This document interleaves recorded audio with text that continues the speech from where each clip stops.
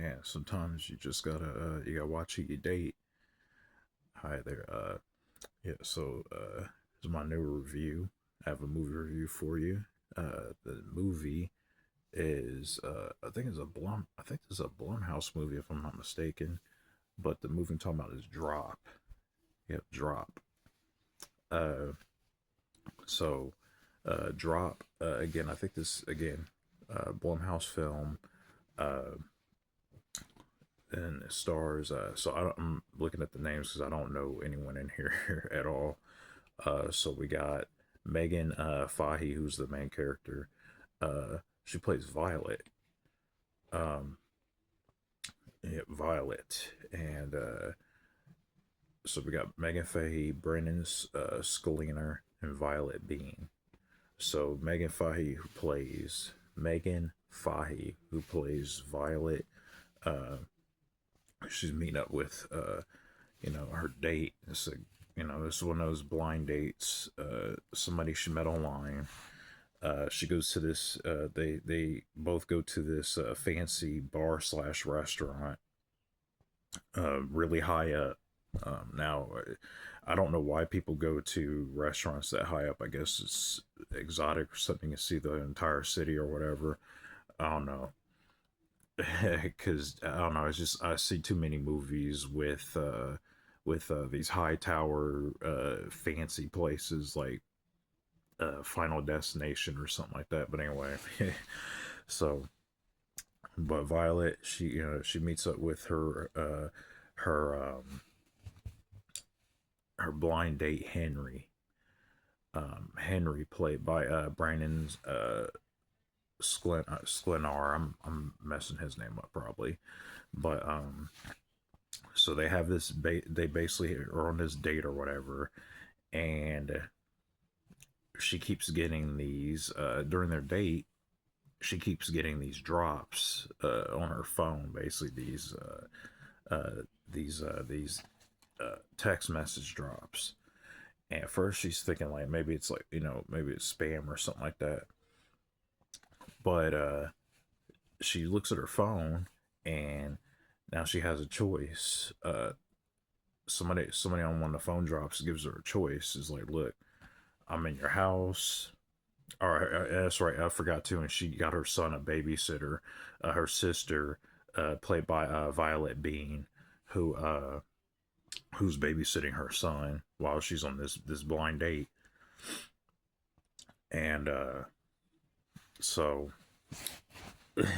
she gets this phone drop, and she notices somebody else in her house. It's not just her son and her sister, and they give her this phone drop basically. The text message that reads, um, either you got a choice. You either kill your date or we'll kill your son.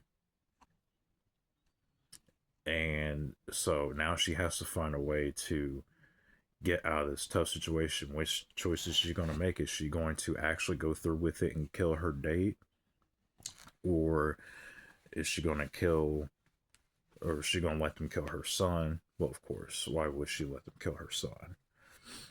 Or, try to find out, or try to find her way out of this sticky situation. So so basically what we have here is like um a really small, suspenseful, um, sort of a race against time type thriller.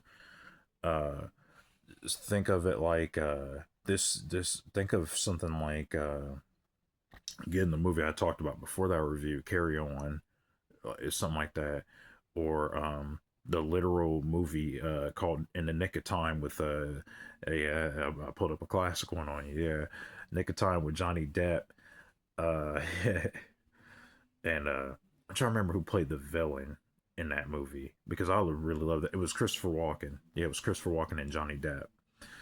Um, because that's the one where he had to kill that. He had to kill the senator or something like that. They was gonna kill Johnny Depp's daughter or wife or something like that in that movie. It's been so long since I watched it, But yeah, basically it's one of those race against time type suspenseful movies. So you have uh you have Megan Fahey. Uh, I thought she's really good in this movie. I didn't know who she was at all. I've never heard of her, but actually, like I said again, I've never heard of any of these actors. Uh, but I really do admire the pacing of this movie. It is straight. It's a straight hour and a half film too. Uh, so it's like I said, really suspenseful. Um, I thought the actors were good too. I really like the other guy too that shows up in here. Uh, he's sitting across from her. It's an older guy too, and he has like a blind date also, and that whole subplot with that was kind of funny actually. There's actually some comedy in this too. There's a lot of comedy in here. Um, the only character I was a little annoyed by was their waiter. Um, I don't know. He just I don't know. It was just the way he was all chipper and just acting. I don't know. Like I don't know if I was supposed to laugh at him or something like that. I was like, man, he's got to stop acting like that. Like, what is he doing? Um, yeah, their waiter. I didn't really. I don't know. I wasn't really feeling his performance. I think he was being a little. I get what the movie is trying to be, because there were some comical moments in here too. But he was just doing too. He was just acting way too giddy. He was just really giddy, and even his perform like his delivery was a little over the top for me.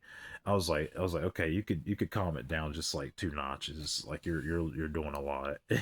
So, um, but even like I will say though, somebody you can I guess you could um and somebody my one of my best friends, he pointed this out too, um like Cocaine Bear, like I put this movie on the level of not Cocaine Bear. I was a little disappointed, but the whole point of it with Cocaine Bear, uh movie I just reviewed, Novocaine. This is a gimmick film. It is a gimmick movie. The gimmick being that she's on the cell phone the whole time with this guy, and he's threatening, he's making this decision, kill your date, or we kill your son. So it is one of those gimmick movies. Um, I have fun with it, and that's basically what this is. This is just like a straight up like popcorn flick. It's a popcorn movie. You sit there probably with a crowd or whatever, and you watch it and freak out, and you just have a good time with it. I think that's what it is. It's just a straightforward popcorn movie. The plot's not that deep. Um, the characters, I mean, take them for what they are. They're not like super deep characters or whatever. It's just characters that have an objective and they gotta do whatever. Um, but I will say again, throughout the movie, it is a very suspenseful film. It does what it's supposed to do up until the end. So it's not like, again, it's only an hour and a half. It's not deep. It does what it's supposed to do, and then it gets out. That's basically what it does. Uh, Nothing super crazy. Uh, Again, I think the performances are pretty good for what it is. It's a Blumhouse movie, so you could tell the budget wasn't super crazy. I mean I will say the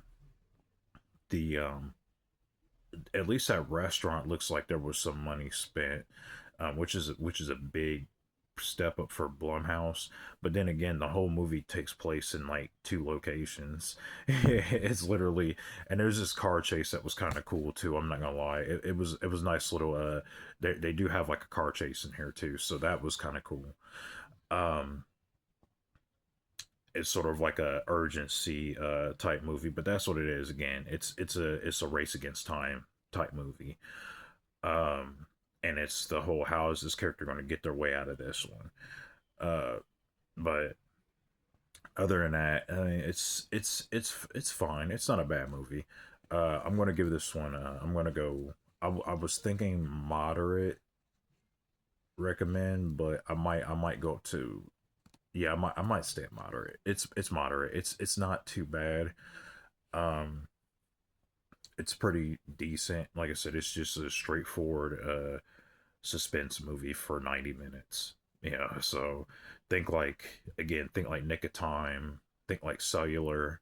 You remember Cellular, where the dude had to keep the his something like that. It's a race against time type movie. So um yep, so that's my review. It's for drop, it's gonna be a moderate recommend. So uh definitely definitely check it out though. It's actually not a bad movie, and I will see you in the next video. I forgot to also tell you to comment if you disagree or agree, whatever. But see you next video. Peace.